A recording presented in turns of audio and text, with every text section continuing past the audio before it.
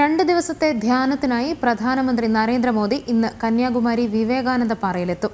സർക്കാർ ഗസ്റ്റ് ഹൌസിലെ ഹെലിപാഡിൽ ഇറങ്ങുന്ന പ്രധാനമന്ത്രി 5 മണിയോടെ ക്ഷേത്ര ദർശനം നടത്തും. തുടർന്ന് തിരുവള്ളൂർ പ്രതിമയിൽ പുഷ്പാർച്ചന നടത്തി വിവേകാനന്ദ പാറയിലേക്കെത്തും. 2 മാസത്തിലേറെ നീണ്ടുനിന്ന പ്രചാരണത്തിന് ശേഷമാണ് പ്രധാനമന്ത്രി കന്യാകുമാരിയിൽ എത്തുന്നത്. അഖിൽ പാലോട്ടുമഠം തയ്യാറാക്കിയ റിപ്പോർട്ടിലേക്ക്.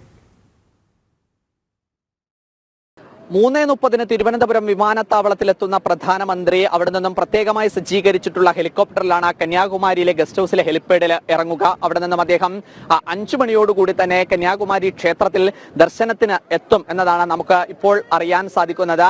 അവിടെ നിന്നും അദ്ദേഹം എനിക്കിപ്പോൾ പുറകിൽ കാണുന്ന തിരുവള്ളൂരിന്റെ പ്രതിമയിലേക്കായിരിക്കും ആദ്യം പോവുക. അവിടെ പുഷ്പാർച്ചനയും പ്രാർത്ഥനയും നടത്തിയതിനു ശേഷം അദ്ദേഹം അതിന് തൊട്ടടുത്തുള്ള വിവേകാനന്ദ പാറയിലേക്ക് എത്തിച്ചേരും. അവിടെയായിരിക്കും അദ്ദേഹം 2 ദിവസത്തെ ധ്യാനം അനുഷ്ഠിക്കുന്നത്. കാരണം നമുക്ക് കഴിഞ്ഞ തവണത്തെ പോലെ അറിയാവുന്നതുപോലെ 2014 ശിവജിയുടെ സമാധി മന്ദിരത്തിലായിരുന്നു അദ്ദേഹത്തിന്റെ ധ്യാനമെങ്കിൽ 2019 ആകുമ്പോഴേക്കും അത് ഉത്തരാഖണ്ഡിലെ കേദാർനാഥ് ക്ഷേത്രത്തിലെ ഗുഹയിലായിരുന്നു. 2024 എത്തുമ്പോൾ ആ തെരഞ്ഞെടുപ്പിന്റെ പ്രവർത്തനങ്ങൾക്കെല്ലാം തന്നെ നേതൃത്വം വഹിച്ചതിനു ശേഷം പൂർണ്ണമായ പ്രചരണങ്ങൾക്ക് ചുക്കാൻ പിടിച്ചതിനു ശേഷം അദ്ദേഹത്തിന്റെ കൃത്യമായ ആത്മീയ ധ്യാനത്തിലേക്ക് അദ്ദേഹം എത്തുകയാണ്.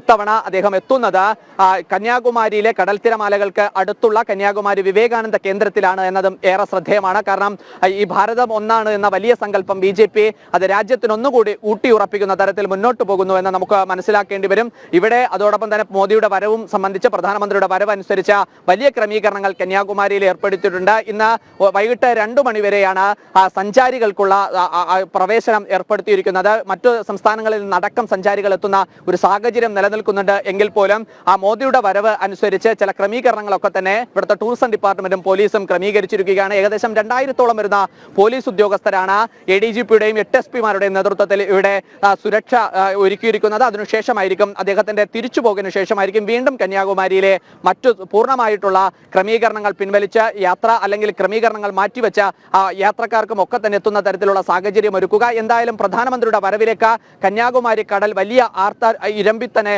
അത് കരയിലേക്ക് എത്തുകയാണ്. സന്തോഷത്തോടെ ആത്മവിശ്വാസത്തോടെ രാജ്യം ഒന്നാകാൻ പോകുന്നതിന്റെ വീണ്ടും ഒരു ആത്മവിശ്വാസം കന്യാകുമാരി കടൽ പോലും പ്രകടിപ്പിക്കുന്നതാണ് നമുക്ക് കാണാൻ സാധിക്കുന്നത്.